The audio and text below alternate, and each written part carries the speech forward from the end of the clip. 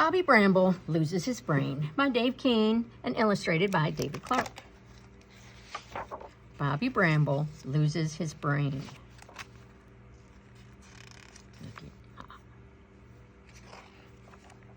Bobby Bramble was the type of boy who never used the front door. "Bobby Anthony Bramble, get down from there," ordered his mother. "You'll fall and crack your head open like Humpty Dumpty."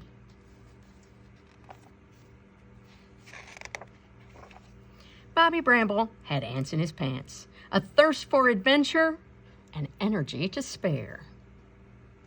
He liked to climb, somersault, jump, bounce, slide, swing, sprint, flip, hang upside down, and generally give gravity a run for its money.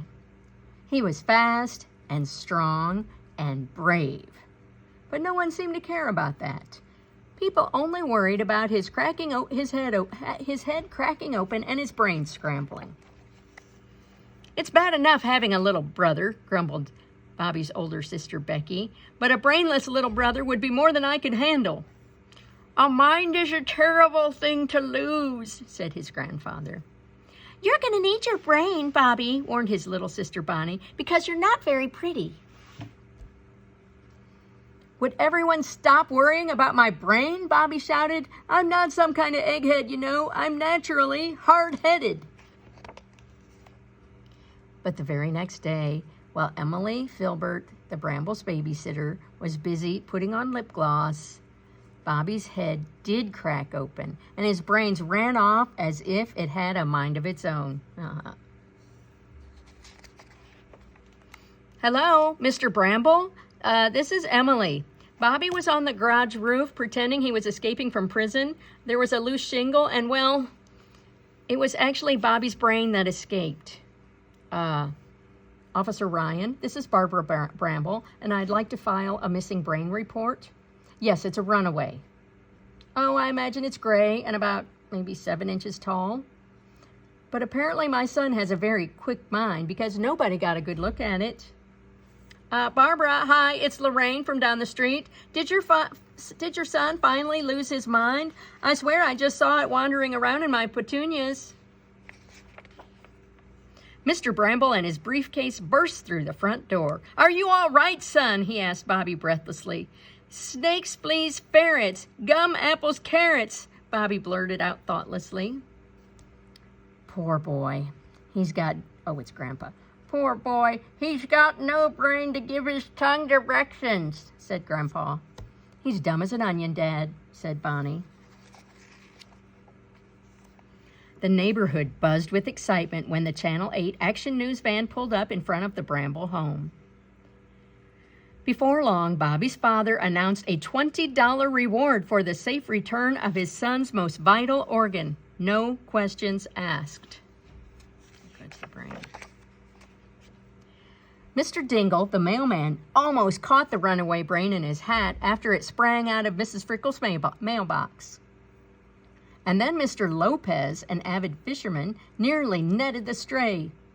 But Bobby's brain managed to avoid capture with a slight trick of the mind. "I've caught it," said Mrs. Bagelman, cried from her vegetable garden.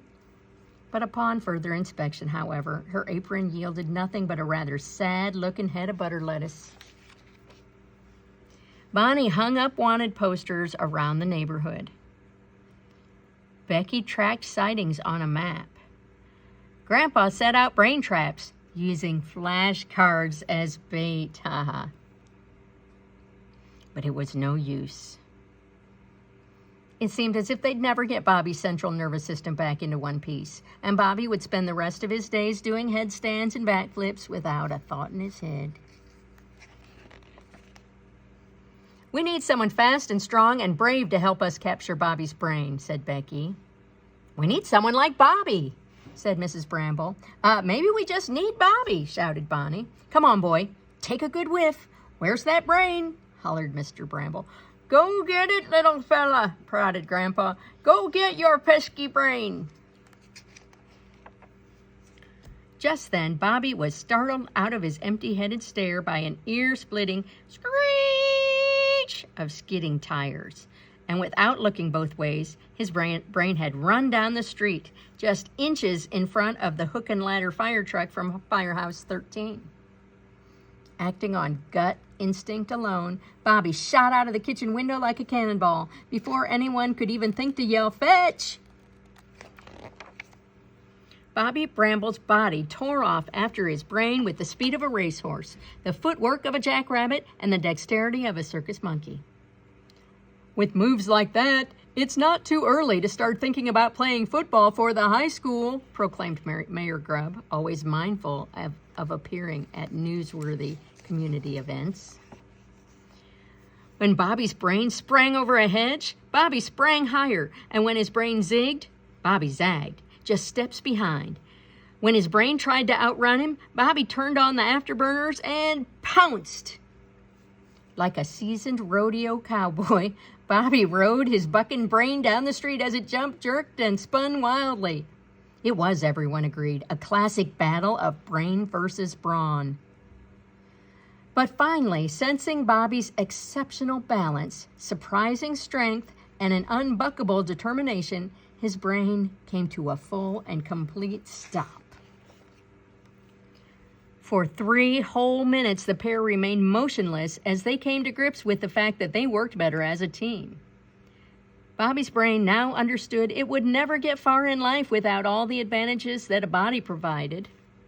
And Bobby's body somehow sensed that a life without a brain would be a hollow one.